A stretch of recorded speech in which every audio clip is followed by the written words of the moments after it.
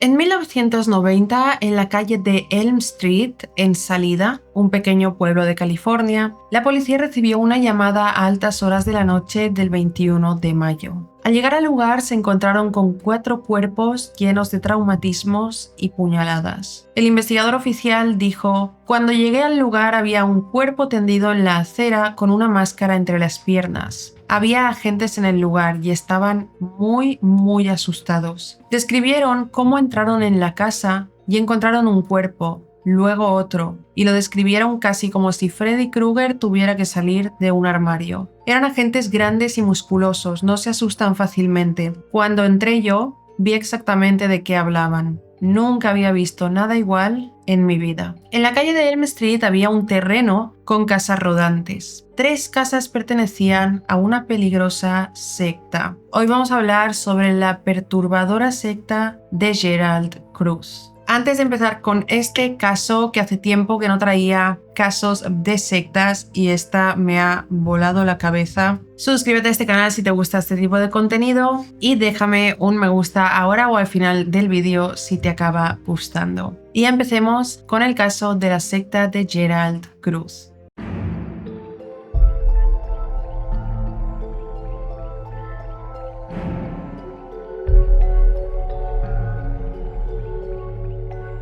Gerald Cruz nació en marzo de 1962 y creció en Modesto, California. Creció en un hogar muy inestable. Sus padres siempre discutían, se peleaban y eran bastante negligentes. A los 4 años, Gerald estaba con su madre en el coche, pero ella no le puso el cinturón. En un momento frenó bruscamente y Gerald salió disparado por el parabrisas, cayendo de cabeza sobre un porche de cemento y milagrosamente sobrevivió. La cosa es que los que eran sus padres no eran sus padres en realidad. Gerald tenía una hermana mayor llamada Hope, de 26 años, quien era en realidad su madre, pero siempre le dijeron que ella era su hermana mayor y que los abuelos eran los padres. Y él no tenía ni idea de la verdad, era un secreto familiar bien guardado. Por alguna razón, se desconoce cuál, decidieron hacerlo así. Un día, sin embargo, accidentalmente una maestra de la escuela de Gerald se lo reveló y así se enteró de que su hermana mayor era en realidad su madre y se quedó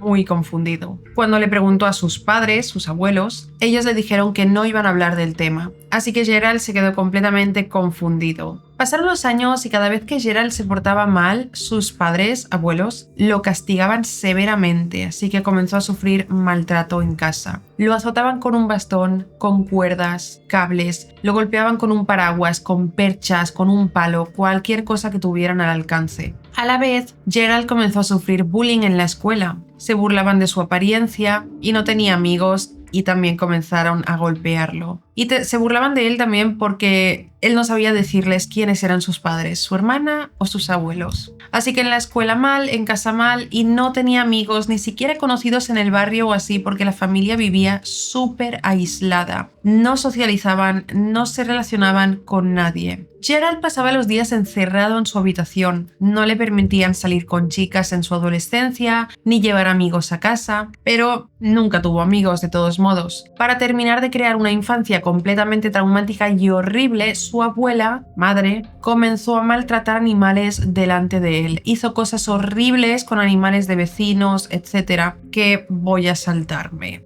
Pero la mujer era una persona horrible. Cuando Gerald cumplió los 18 años, en la década de los 80, se mudó y se alejó de su familia abusiva.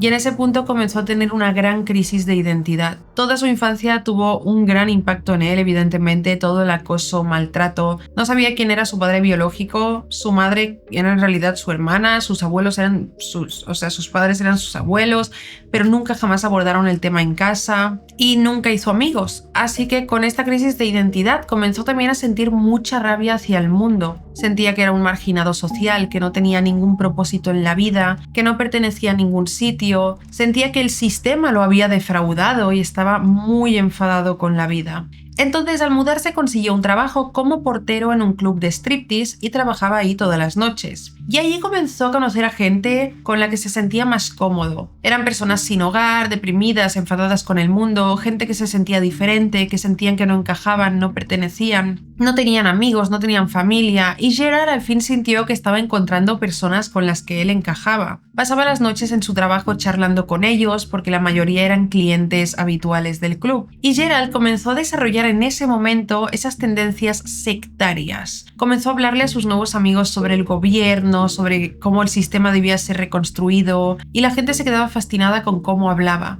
En ese punto Gerald se dio cuenta de que tenía una personalidad bastante carismática y cautivadora. Él hablaba y todos escuchaban. Así que, pasado un tiempo, comenzó a volverse muy egocéntrico, porque veía que abría la boca y tenía la atención de todo el mundo. Se le empezó a subir a la cabeza el hecho de ver lo bien que se le daba socializar en realidad y básicamente que todos le trataran como el centro de atención. Con esto, su personalidad comenzó a volverse egocéntrica, arrogante, engreída, y cada vez el grupo de personas que le conocían era más grande y todos actuaban igual, todos estaban como maravillados cuando Gerald abría la boca. Es en ese punto en el que aparece otra persona importante en este caso. Gerald conoció a James Beck y tras conocerlo el caso cambiaría su rumbo. James Beck nació en el año 1956 y creció en una familia muy religiosa. Él era muy religioso también, e iba todos los fines de semana a la iglesia y formaba parte del coro. Se sabía incluso la Biblia de memoria. Cuando tenía 17 años, su padre fue arrestado por abusar sexualmente de sus hermanas y fue a prisión, y James odiaba a su padre con todas sus fuerzas.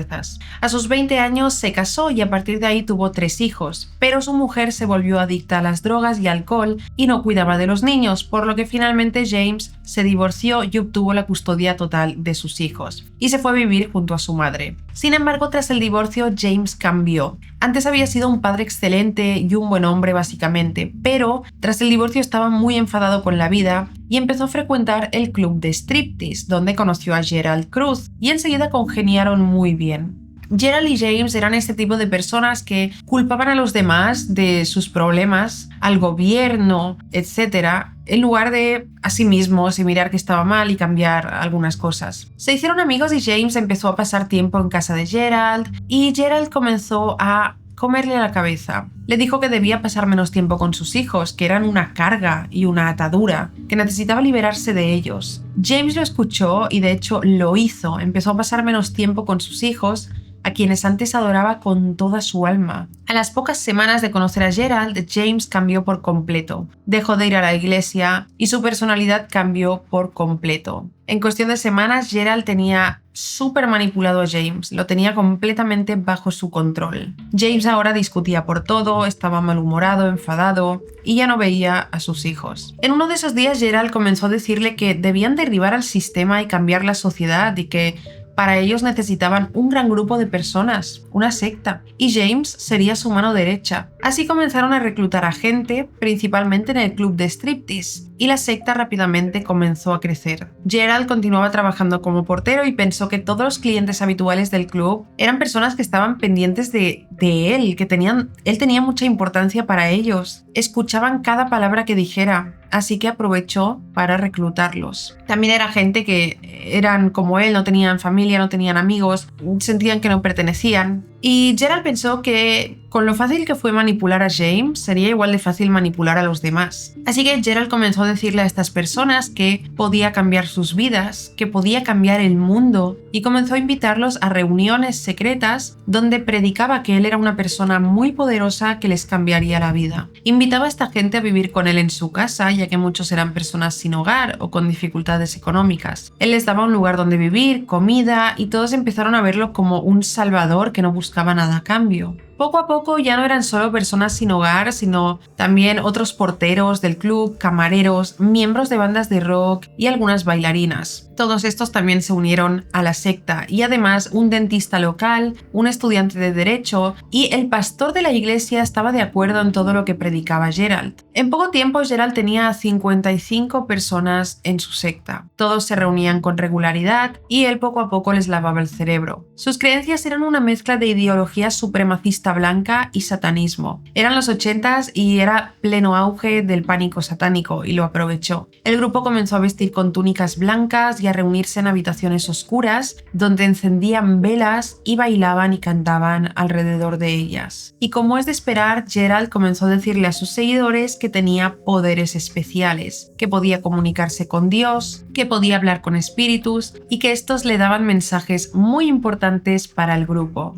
Uno de los mensajes que le dieron era que sus seguidores podían sacrificar a sus recién nacidos para la satisfacción de Satanás. Por suerte parece, según los informes que hay sobre este caso, que nadie lo hizo. Constantemente realizaban rituales vudú y Gerald se hacía llamar el sumo sacerdote. Según él, también podía maldecir a la gente y lo hacía. En ese punto se dio cuenta de que era líder de una secta y creía que necesitaba una pareja, así que salió a buscar novia. Sin embargo, quería a una chica vulnerable a la que poder manipular y lavar el cerebro, por lo que se acercó a una chica de 16 años llamada Jennifer Starr. No tardó nada en manipularla y Jennifer creía que estaba enamoradísima de él, así que se mudó junto a él. Muy poco después Jennifer quedó embarazada y su vida comenzaría a convertirse en un infierno a partir de ahí. Gerald pensó que con Jennifer no bastaba. Como buen líder de una secta necesitaba varias esposas. Resulta que James llevaba unos años con una chica llamada Rosemary, que era bailarina del club de striptease. Y Gerald se acercó a James y le dijo: James, quiero a tu novia, tiene que ser mi esposa. Y James, al estar bajo el control total de Gerald, le dijo que claro, que lo que él dijera. Se lo comunicó a Rosemary, que tenía que convertirse en la mujer de Gerald y que no tenía otra opción, y ella aparentemente estuvo de acuerdo. Entonces, no sabemos si realmente él se casaba o si hacía ceremonias en su casa, que seguramente era eso. Para ese punto, Gerald y los miembros que vivían con él vivían en un parque de casas rodantes en Salida, California, en las calles Mason Avenue y Elm Street. Y a medida que la gente iba uniéndose, agregaban casas rodantes al terreno. Fueron 3 casas las que pusieron. Gerald consiguió el dinero para las casas rodantes a través de sus seguidores. Le decía a los miembros que trabajaban que tenían que darle su sueldo. Los convenció de que eran una familia y tenían que compartirlo todo para el bien de la secta. Debían entregarle sus salarios. Y todos lo hacían porque Gerald les había convencido de que cambiaría el mundo. Como toda secta, esta también tenía sus reglas y tenían prohibido tener contacto con gente de fuera de la secta, porque según Gerald eran personas con ideas peligrosas. A la secta le pusieron el nombre La Causa, pero también la llamaban la Orden del León, y donde vivían lo llamaron el Campamento. Gerald comenzó a decir que su secta estaba provocando un nuevo avance en la humanidad y realmente creía que su secta cambiaría la forma en la que se vivía. Y en realidad no estaba haciendo nada, solo vivían en casas rodantes y bailaban alrededor de velas. Pero bueno, todos los seguidores creían que sí, que Gerald estaba cambiando el mundo. Ahora, la secta comenzó a crecer más y cuanto más crecía, más difícil era mantener el control de todos. Así que a partir de aquí las cosas empiezan a tomar un giro perturbador. Gerald necesitaba que todo el mundo estuviera en completa sumisión con él, así que reclutó a un par de miembros más. Uno era un chico llamado Ricky Vira, de 15 años, quien también había tenido una infancia difícil e inestable. Su padre lo introdujo a la marihuana a los 8 años y Ricky había consumido desde entonces. Fue suspendido de la escuela varias veces por posesión de marihuana y finalmente la abandonó. Y el segundo chico era Steven Perkins, de 20 años, que se unió a la secta porque James le conocía desde que era pequeño y lo reclutó. Gerald comenzó a utilizar a Ricky y a Steven como los miembros que sirvieran de ejemplo para los demás miembros, no porque fueran personas admirables, sino porque los utilizó para infundir miedo en los demás. Gerald quería enviar el mensaje a los miembros de que si abandonaban la secta o incumplían normas, les pasaría lo que les empezó a pasar a Ricky y a Steven. Comenzó a tratarlos muy mal, los tenía retenidos, le tenían que pedir permiso para ir a ver a sus familias y cuando iban tenían prohibido comer, beber o relacionarse a no ser que Gerald les diera permiso. Y las familias comenzaron a preocuparse porque vieron que Ricky y Steven estaban muy cambiados, con el cerebro lavado, muy delgados, básicamente consumidos, retraídos, malhumorados, perdiendo mucho peso muy rápidamente. Presentaban lesiones, ojos morados, estaban paranoicos, temblaban, se sobresaltaban levantaban con el mínimo ruido, prácticamente estaban aterrorizados, así que era obvio que estaban sufriendo abuso a manos de Gerald. Las familias les rogaban que se distanciaran de este Gerald y ese entorno y volvieran con ellos, pero ellos se negaban porque tenían miedo, estaban amenazados y con el cerebro lavado. Aparte de darles palizas, Gerald controlaba si comían, si tenían permitido ducharse, cuándo dormían, cuántas horas, con quién interactuaban y absolutamente todo. Y les exigía obediencia absoluta. Les hacía limpiar, cocinar, atender a los demás, cuidar de los niños del campamento. Incluso les hacía quedarse despiertos toda la noche para vigilar el campamento. Ricky y Steven comenzaron a tener alucinaciones por privación de sueño y su salud mental y física se deterioraba muy rápidamente. Si desobedecían, Gerald les obligaba a quedarse de pie en un rincón con los brazos en alto mientras James los golpeaba repetidamente en el estómago. James obedecía a cada orden que le daba Gerald. Incluso a veces Ricky y Steven eran encerrados en habitaciones a oscuras con grilletes en los tobillos. Gerald maltrataba también físicamente a Jennifer. Si Jennifer desobedecía en algo, él la golpeaba en la cabeza con un bastón repetidamente y la amenazaba con matarla. En múltiples ocasiones le puso una pistola en la boca y le decía: o te espabilas o te mato. Rosemary también era golpeada por él y James le ponía a menudo rifles en la boca y le decía que la mataría si intentaba escapar. Rosemary intentó escapar después de eso, pero otros miembros de la secta la persiguieron y atraparon. Cuando la devolvieron al campamento, la golpearon brutalmente entre todos y Gerald le dijo que si volvía a escapar, le cortaría la cabeza y la guardaría como un trofeo. Tiempo después, Gerald se cansó de las palizas y decidió cambiar de castigos. Compró una pistola eléctrica y obligaba a James a electrocutar a Ricky y a Steven, y él mismo electrocutaba a Jennifer. Y luego añadió otra forma de castigo que él llamaba terapia con cable eléctrico. Gerald cogía un cable, lo cortaba por la mitad y dejaba los cables eléctricos expuestos. Estos los enrollaba alrededor de los dedos de los pies de Steven. Enchufaba el cable a la corriente y le electrocutaba los dedos. Steven gritaba de dolor y Gerald se divertía muchísimo. Y mientras le obligaba a fregar el suelo. Mientras hacían tareas los electrocutaba de repente y los dedos de los pies de Steven se quemaron por completo, se infectaron y todo el pie se le puso negro. Los demás miembros obedecían en todo lo que dijera Gerald porque temían ser castigados como estos dos chicos. Sin embargo, de todos modos, las torturas se extendieron a otros miembros de la secta.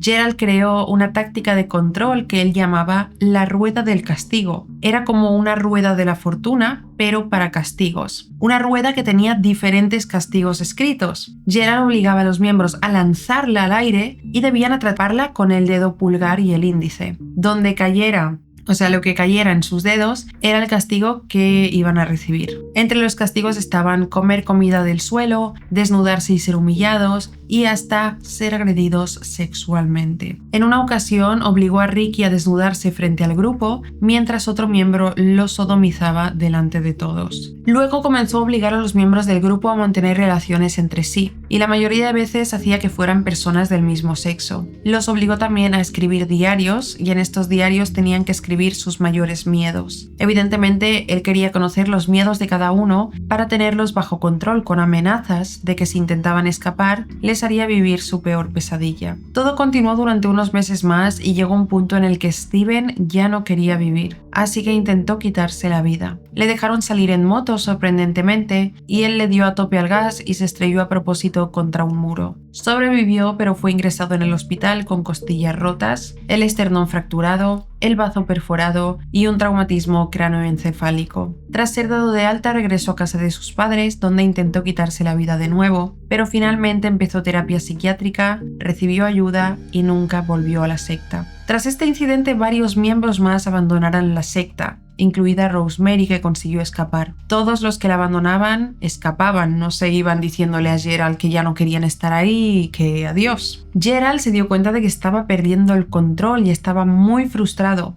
así que en ese punto comenzó a dirigir los castigos hacia los niños de la secta. En ese momento él ya había tenido 2 hijos con Jennifer y estaban esperando el tercero. Ella tenía 18 años en ese momento. Gerald la golpeaba estando embarazada, la tiraba al suelo, le daba patadas en el estómago, le provocó hemorragias graves en varias ocasiones y Jennifer consiguió escapar y se refugió en un albergue para mujeres. Sin embargo, a los pocos días regresó a la secta. Al regresar, Gerald comenzó a abusar de sus hijas. Una tenía solo 6 meses. La encerraba en una habitación oscura durante horas y a Jennifer solo le permitía alimentarla cada 6 horas y cambiarle el pañal. A la otra hija la golpeaba con un matamoscas en la cabeza. Cada vez que Jennifer protestaba, también era golpeada. Gerald y James, de vez en cuando, entraban en la habitación donde estaba la bebé durmiendo y comenzaban a gritar para asustarla. Y la niña se despertaba en un estado de pánico y a ellos les divertía muchísimo, lo hacían constantemente. Cuando esta bebé de 6 meses creció un poco, pero todavía no llegaba al año, Gerald le pidió a James que construyera un objeto al que llamó Rack. Este era un dispositivo de suspensión hecho de madera que sujetaba los brazos de la bebé dejándola suspendida en el aire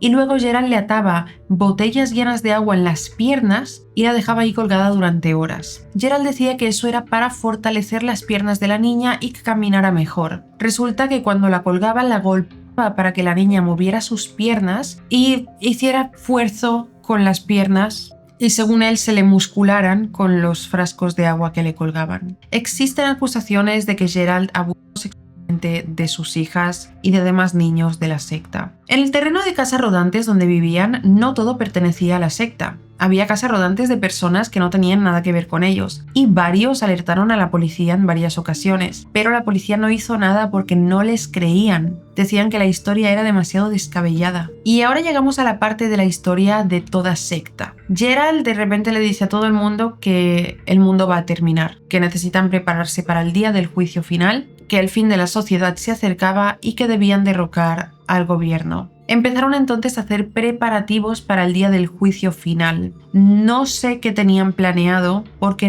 por suerte no llegaron a hacerlo, aunque hubo otra tragedia, pero acumularon armas, pistolas, cuchillos, comenzaron a construir bombas, comenzaron a robar en las casas de sus vecinos y dejaban notas con amenazas de muerte, comenzaron a aterrorizar a toda la comunidad y la policía no hacía nada. Pasamos a enero de 1990, cuando la secta llevaba unos 8 años activa. Un hombre llamado Franklin Rapper se unió a la secta y trasladó su caravana al campamento. Tenía alrededor de 51 años y era todo lo contrario a Gerald. Era un buen hombre, así lo describieron. Se unió a la secta y comenzó a ayudar a gente. Invitaba gente a quedarse en su caravana y varios amigos suyos también se unieron. Gerald vio cómo Franklin ayudaba a los miembros, los trataba bien y no podía permitir eso porque Franklin se estaba convirtiendo en una amenaza para su autoridad. La gente acudía a Franklin en busca de ayuda y no a Gerald. En la mente de Gerald, Franklin le estaba quitando el lugar, así que comenzó a meterse con él y empezaron a discutir y a pelearse constantemente. Y nos preguntamos por qué Franklin entró en esta secta. Supongo que no sabía lo que estaba sucediendo realmente, se pensaba que eran un grupo de personas compartiendo la vida.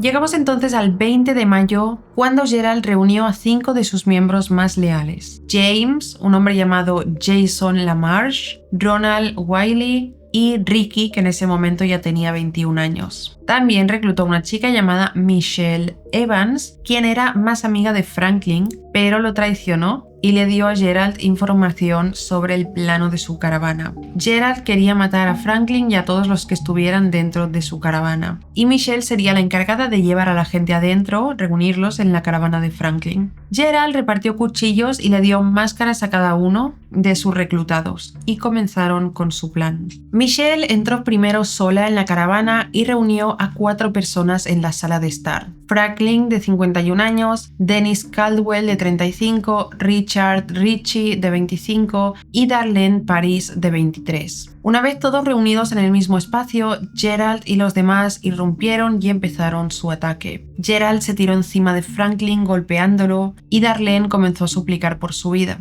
Pero Gerald le ordenó a Ricky que la hiciera callar y este comenzó a golpearla con un bate. James comenzó a atacar a Dennis con un cuchillo y Jason a atacar a Franklin junto a Gerald. Estaban completamente a oscuras porque cortaron la electricidad y llevaban máscaras, parecía una película de terror. Darlene seguía gritando y Gerald le ordenó a Ricky que le cortara la garganta y eso hizo. Richie había conseguido salir corriendo del remolque, pero uno de los cómplices de Gerald lo atrapó y apuñaló hasta la muerte. Varios vecinos de las casas rodantes presenciaron este ataque y llamaron a las autoridades, pero estas 4 personas, Franklin, Dennis, Richard y Darlene, ya estaban muertos. Tras estos asesinatos, los miembros de la secta huyeron del lugar. Llegó la policía y se encontraron con una escena digna de película de terror. Richie yacía en el césped de fuera del remolque con varias puñaladas en el cuello, espalda, estómago y con la garganta cortada. Dentro encontraron a Dennis, que presentaba una fractura de cráneo, cortes, puñaladas en la cara y en la cabeza. Junto a él estaba Darlene con un corte en la garganta casi decapitada y al lado Franklin, quien había sufrido lesiones craneales mortales con un bate de béisbol. Su rostro estaba completamente deformado. El investigador principal del caso, Gary Descartes, dijo: había sangre por todas partes. Fue una auténtica pesadilla en Elm Street. La policía de inmediato empezó una investigación, pero entonces se produjo un giro inesperado en el caso. Habían dejado a una superviviente. Resulta que, volviendo atrás, cuando Michelle entró en la casa rodante, pensó que solo había 4 personas, los asesinados, pero había una quinta. Una mujer llamada Donna Álvarez, una mujer sin hogar a la que Franklin le había ofrecido alojamiento esa noche. Donna estaba dormida en una de las habitaciones y nadie tenía ni idea de que estaba allí. Cuando comenzó el ataque, Donna salió corriendo por una ventana, se escondió en unos arbustos cercanos y vio a los atacantes salir de la caravana. Estos llevaban máscaras, pero uno de ellos se la quitó antes de irse. Donna corrió a casa de un vecino donde llamó al 911 y dio una descripción de este atacante. Cuando la policía la escuchó, creyeron que se trataba de Jason LaMarche, a quien ya conocían, que era una persona sin hogar. Lo encontraron rápidamente, lo arrestaron y lo llevaron a comisaría. Y enseguida Jason empezó a dar los nombres de todos los de la secta. Le contó a la policía absolutamente todo. Los investigadores obtuvieron una orden de registro para la casa rodante de Gerald y encontraron material para fabricar bombas, máscaras, un recibo de compras de cuchillos, literatura satánica y la rueda del castigo. La policía encontró a Ricky, al cual también llevaron a comisaría, y él no tardó nada en derrumbarse y contar todo. Dijo que él no participó voluntariamente y que actuó bajo coacción, pero que lo que le hizo a Darlene fue imperdonable, por lo tanto no se considera una víctima. La policía detuvo a los demás rápidamente y fueron detenidos bajo custodia policial a espera de juicio. Gerald, James y Ricky fueron acusados de 4 cargos de asesinato, Jason y Ronald de 4 cargos de asesinato en segundo grado y Michelle de complicidad. Michelle fue sentenciada a 1 año de prisión a cambio de su testimonio contra los demás, Jason y Ronald a 62 años de prisión, Gerald, James y Ricky sentenciados a muerte. A día de hoy todavía siguen en el corredor de la muerte y Jason y Ronald siguen cumpliendo su pena en prisión. Michelle fue liberada hace muchísimos años y no se sabe dónde está. Al irse Gerald a prisión, la secta se disolvió y dejó de existir. No se sabe nada sobre qué pasó con los miembros de la secta que pudieron escapar y de los demás cuando el líder fue arrestado y se disolvió, pero espero que pudieran reconstruir sus vidas. Es una lástima que no hay mucha más información sobre esta secta, en plan no tenemos más información sobre la vida de los que estuvieron involucrados. Me gustaría saber qué fue de Jennifer, de Rosemary, de Steven, el que consiguió irse de la secta, de las hijas de Jennifer y Gerald, etc. Pero supongo que tras la finalización de la secta, la vida les fue mucho mejor. No se sabe qué tenían planeado hacer con las bombas que estaban construyendo, ni con todas las armas que tenían guardadas para el supuesto fin del mundo. No se sabe qué querían hacer. Pensaron que igual querían hacer algo tipo David Koresh, que fue una matanza terrible, u otras sectas que han acabado de una manera extremadamente trágica con muchas muertes. Se cree que querían tirar por ahí, pero no se ha confirmado. Esto es todo sobre esta secta, el caso de hoy. Dejad en comentarios qué opináis y si os ha parecido interesante e informativo este vídeo. No olvidéis dejar un me gusta, suscribiros al canal. Gracias por ver mi vídeo y nos vemos en el próximo. ¡Chao!